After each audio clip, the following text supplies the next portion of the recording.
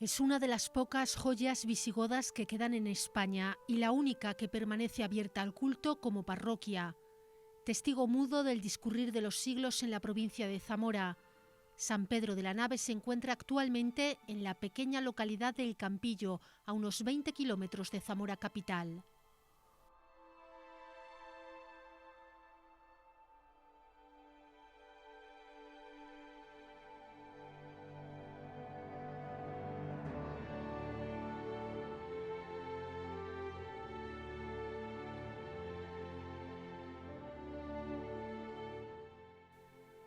El templo comenzó a construirse muy posiblemente a finales del siglo VII, con lo cual sería una de las últimas iglesias en erigirse en este arte visigodo.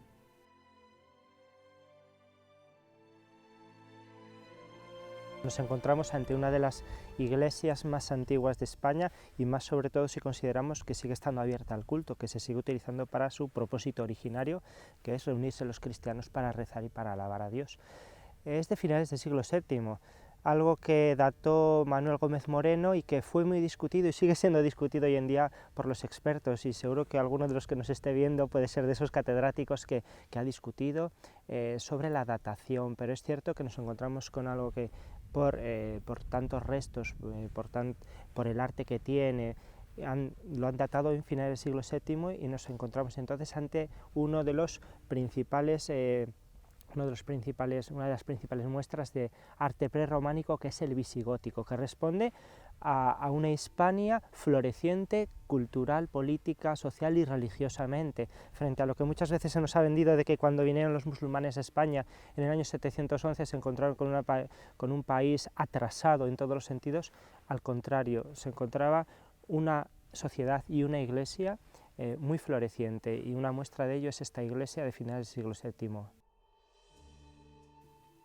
Este monumento nos hace tener una idea del nivel que alcanzó el arte visigodo en aquella época. Fueron poco más de 100 años los que transcurrieron desde la conversión al catolicismo de Recaredo y la llegada de la invasión árabe, que arrasó con muchos de estos templos.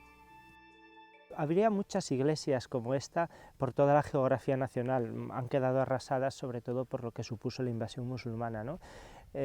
Por todos los lugares los cristianos sacaban recursos donde no los había para levantar estos pequeños templos, para levantar templos que normalmente eran habitados por monjes, estaban asociados a algún pequeño monasterio, algunos ermitaños. Esto pasó en la provincia de Zamora, sobre todo al norte, en Sanabria había muchos de estos, en la provincia de León. Bueno, pues aquí nos encontramos en este lugar pues tan perdido y al que parece que no llegó tanto la invasión, y por eso lo conservamos, pues una iglesia que se levantó con las posibilidades de la época, que eran pocas, y de hecho luego a lo largo de la Edad Media está documentado que hubo pues distintas derrumbamientos, distintas pequeñas ruinas, porque no había esos conocimientos de arquitectura y de ingeniería que tenemos ahora, pero bueno, aquí se levantó y se ha conservado hasta el día de hoy, contando con el traslado.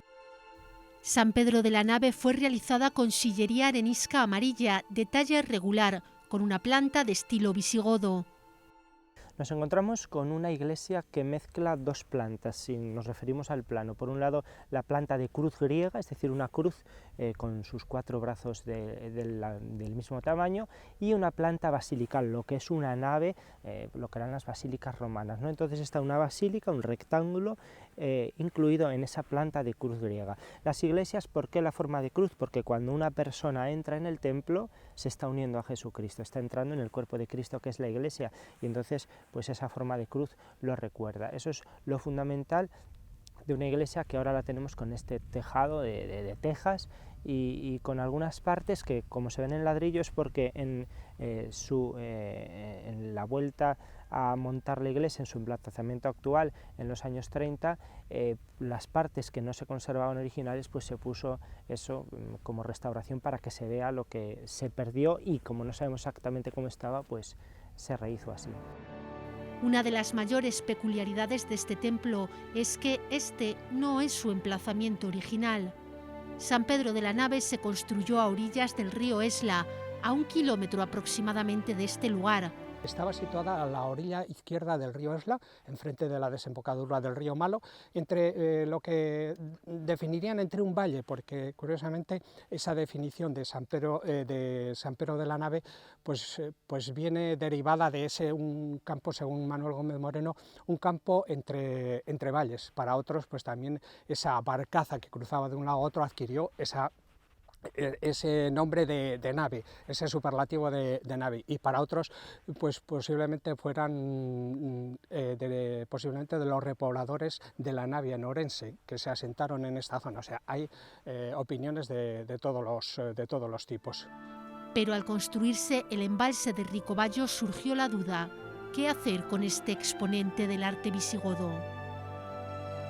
Estamos en los primeros años del siglo XX y hasta entonces esta iglesia era casi una perfecta desconocida. Fue Manuel Gómez Moreno el que la puso en valor y uno de los responsables de evitar su desaparición bajo las aguas del Esla. Fue el proyecto de 1919. En ese proyecto, pues obviamente ya se presentaron reclamaciones por parte de la Comisión de Monumentos de Zamora y la Real Academia de la Historia del Arte de San Fernando, y decía que obviamente primeramente que no se podía construir el embalse, porque iba a quedar anegada ese templo que había puesto en valor Manuel Gómez Moreno en 1906 a través de la revista La Sociedad Castellana de Excursiones, y posteriormente en 1912 se había declarado monumento nacional. Bueno, pues ahí esas reclamaciones se basaban en que por un lado no se construyera el embalse, o incluso luego se fueron ablandando un poco las posiciones, que se podía construir el embalse, pero dejar la iglesia rodeada de un muro de prácticamente 40 metros, dejarla en el mismo lugar. O ya parece ya se fueron un poco más aclarando las ideas, y al final se llegó a la conclusión de que este monumento tenía que ser trasladado para que no quedara anegado por la construcción de ese salto de Ricobayo. Luego, posteriormente, en el Real Decreto de 1926 de esa concesión, de esos aprovechamientos a la Sociedad Hispano-Portuguesa de Transportes Eléctricos, también conocida como Saltos del Duero, pues en su artículo 15 ya se decía taxativamente que el concesionario que construya Ricobayo debe hacerse cargo del traslado de la iglesia de San Pedro de la Nave al lugar donde se designe. Así las cosas, llegamos a 1930, cuando comienza el traslado, piedra a piedra, de San Pedro de la Nave. El proyecto de Salto Ricobayo comenzó curiosamente el día 15 de mayo del año 29, en la fecha de San Isidro, y el traslado se ejecutó desde agosto del año 30 hasta febrero del año 32. El problema era dónde se trasladaba la iglesia. Había gente que decía que lo mejor era trasladarlo a Zamora, al bosque de Valorio, a Zamora capital. Tanto el ayuntamiento como la Diputación no estaban en las mejores predisposiciones económicas para hacer el traslado, y al final pues un decreto del obispo dictaminó que debería trasladarse a la localidad más cercana, puesto que los pobladores de San Pedro de la Nave, sí, o sea, los del Campillo, se quedarían sin iglesia, y como tal pues había que dotarlos de un templo. Ese traslado, como repito, se hizo efectivo desde agosto del año 30 hasta el febrero del año 32 y corrió bajo la dirección de Manuel Gómez Moreno. Ferran fue el que realizó las obras de traslado, y Camps Cazorla los asistió arqueológicamente. Lo que se hizo es primero desmontar la iglesia, numerar las piedras una a una, y además luego podéis ver en la iglesia que aparece una numeración y con una orientación. Todas las piedras fueron desmontadas, y a la vez que se iban desmontando se iban colocando aquí en la localidad del Campillo. Pero además fue con una escrupulosidad pues admirable, pues que además era uno de los primeros templos que se trasladaba. Luego, posteriormente, sabéis que en 1968 le ocurrió lo mismo al templo de Abu Simbel en Egipto. El transporte se hacía en carros, se hacía incluso en automóviles. Además hay una fotografía muy curiosa en la cual se transporta el orologio allí sobre un manto de pajas para que no sufriera desperfectos. Pero curiosamente, o sea, se iban apilando todas las piedras después del traslado aquí en la nueva ubicación, que tardaron en definir definirla, pero al fin y al cabo buscaron otras ubicaciones y pensaron que lo mejor era colocarla justamente aquí en la localidad del Campillo, además pues, justamente donde pasaba ese camino de Santiago de esos peregrinos que pasaban a través de esa barcaza que había en San Pedro de la Nave hacia Santiago de Compostela. La obra costó 100.000 pesetas de las de la época, financiadas por Saltos del Duero. Y 10.000 pesetas que consiguió Ferran para todas esas mejoras que se hacían durante el traslado, sobre todo esas modificaciones. Pero el aspecto actual que presenta San Pedro de la Nave no es el que estaba en aquel pequeño valle a inicios del siglo XX. Entonces había sufrido muchas variaciones y añadidos. Lo que se hizo fue recuperar la esencia del templo monacal del siglo VII. Cuando se hizo el traslado había muchas partes de la iglesia, muchos añadidos en la iglesia original. Manuel Gómez Moreno ya decía antes, en 1906, que era una iglesia irrestaurable. La verdad estaba en unas condiciones pues pésimas. Entonces, en el traslado, lo que se le hizo es, tanto Manuel Gómez Moreno como Ferran, le quisieron dar el aspecto original tal como tenían. Para lo cual lo que hicieron es eliminar todos esos añadidos que tenía la iglesia. Entre ellos, esto que tenemos aquí, estaría el campanario que se eliminó y se sustituyó por un nuevo campanario en el cual se aprovecharon las dovelas. Se aprovechó también pues incluso la veleta que está colocada en el cimborrio.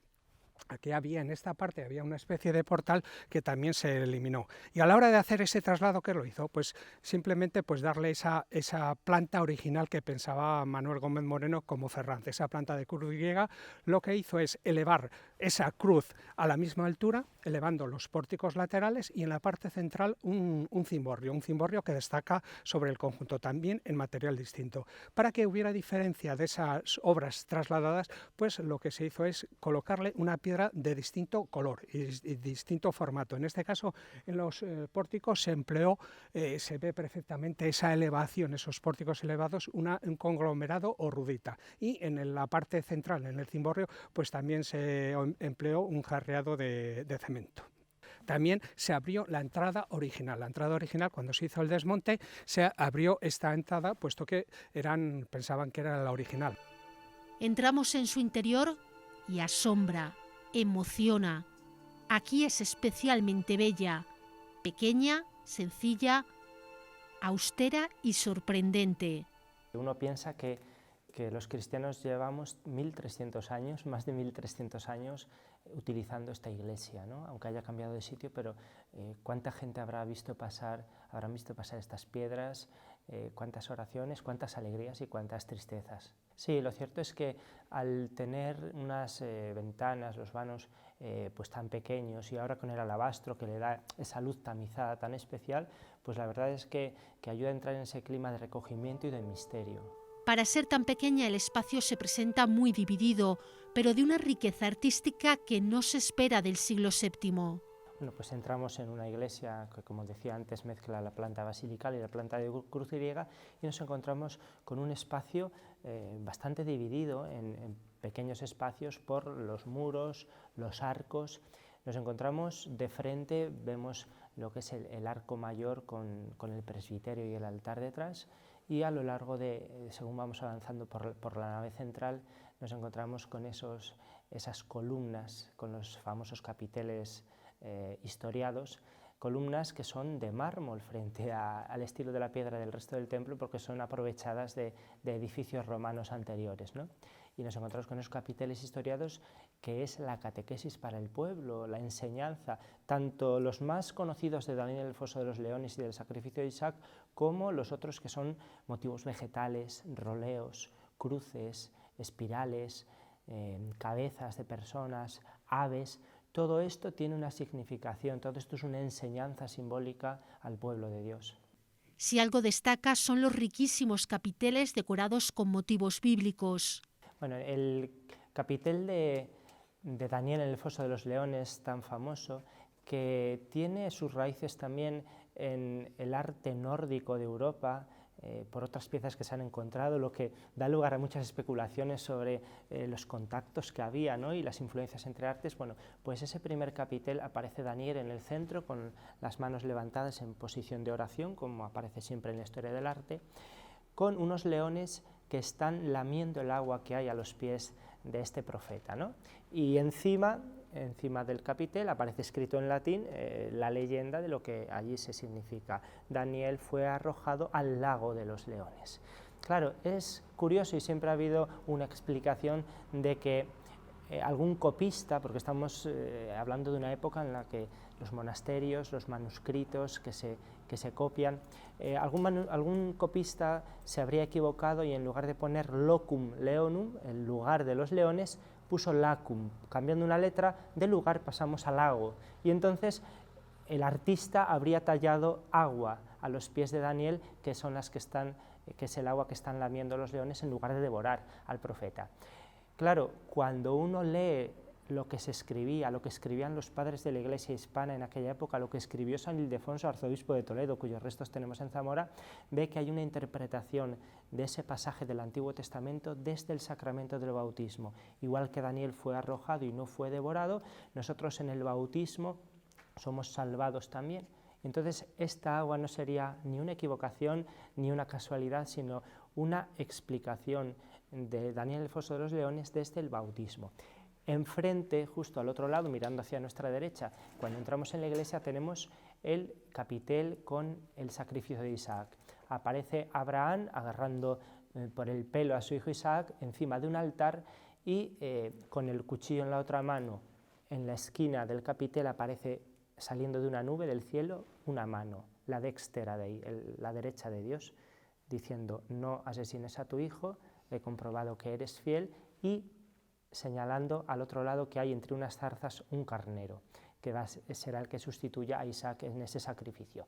Bien, curiosidades, bueno, encima viene la leyenda, igual que en el caso de Daniel el Foso de los Leones, dice: aquí Abraham fue a ofrecer a su hijo Isaac en holocausto a Dios, todo eso en latín, siempre.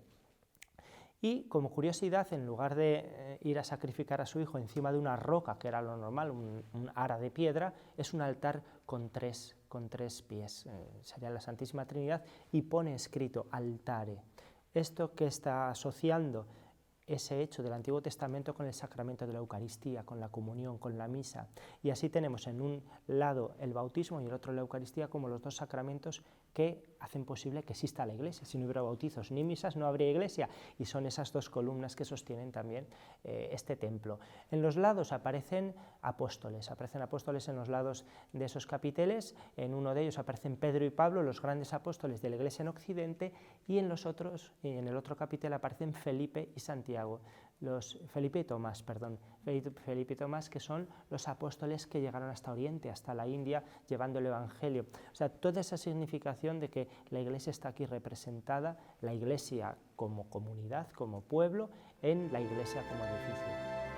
Unos capiteles que nos cuentan no han sido restaurados como tal, han sido cuidados y limpiados, y su perfecto estado de conservación se debe fundamentalmente al haber estado protegidos. Sí, no ha habido ninguna restauración ni ningún trato especial, sino el cuidado, la limpieza, que estarían ennegrecidos por tantos siglos de velas y lo que suele pasar, el humo en las iglesias, pero no se le ha hecho nada más. Aquí están protegidos al estar en el interior de la iglesia y mostrándonos un testimonio tan grande de un arte que además a algunas personas les parece muy rústico, incluso bárbaro, pero es que era un arte que copiaba de las ilustraciones, de las miniaturas de los manuscritos, como el Beato de Lieban, el Beato de Tábara y todas estas obras que conocemos. Claro, responde a la iconografía de la época y cómo se representaban pues esos rostros con esos ojos grandes, y bueno, pues también todo eso tiene su significado.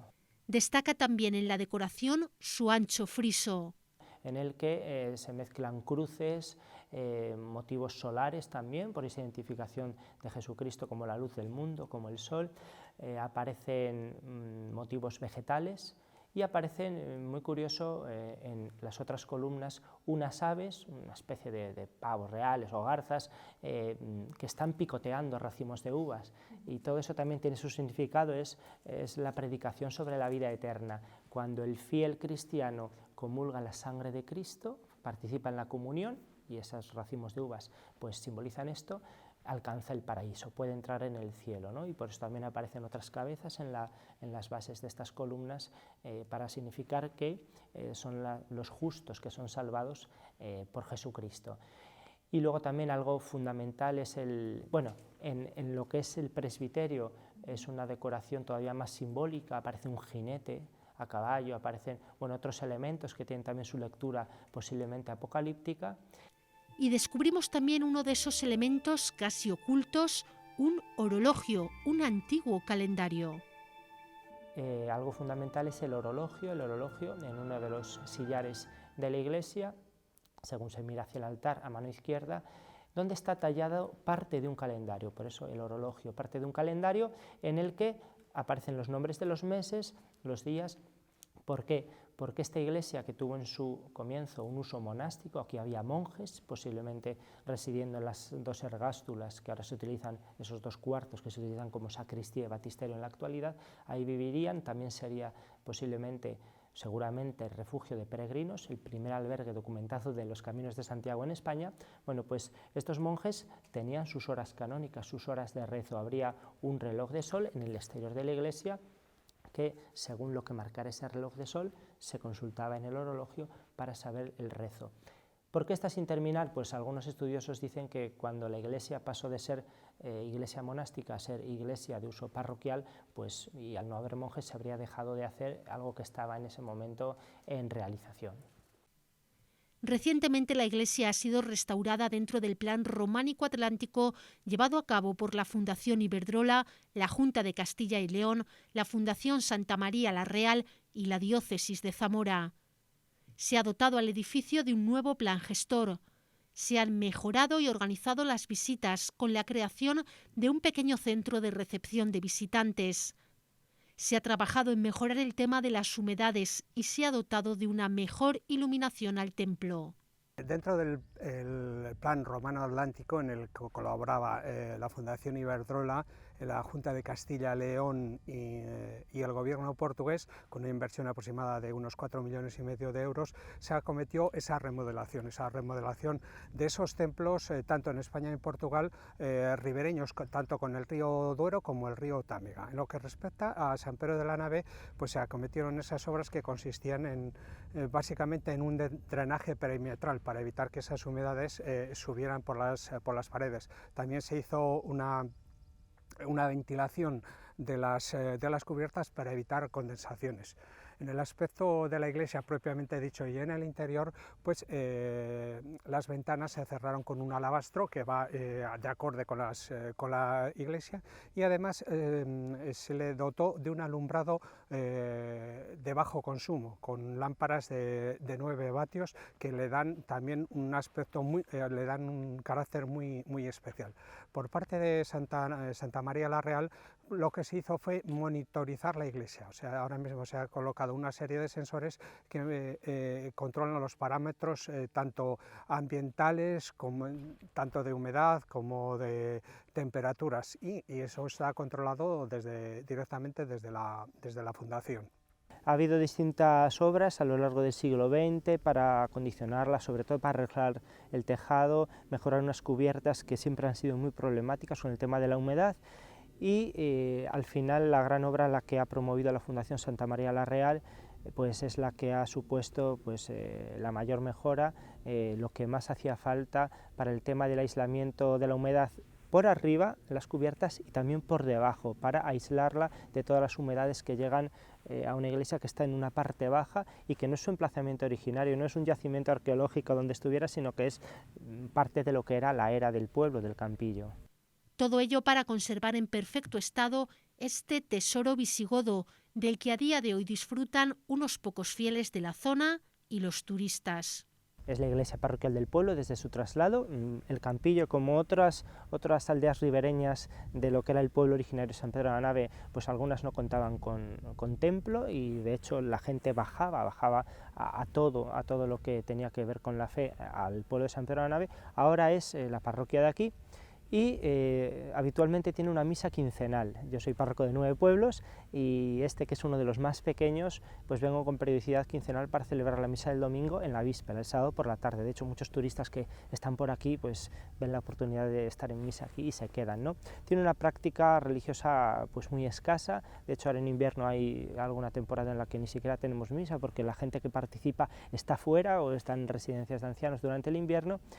Y entonces, claro, lo fundamental que tiene esto en su uso es el uso turístico, de tanta gente que pasa, más de 10.000 personas cada año para conocer esta iglesia, que vienen a Zamora y se escapan para acá, incluso algunos turistas de otros países que sin pasar por Zamora capital vienen a San Pedro de la Nave porque quieren conocer pues esta joya del arte visigótico. Y bueno, pues además, dentro de la poca gente que tenemos algún bautizo de vez en cuando, alguna boda y también algún funeral.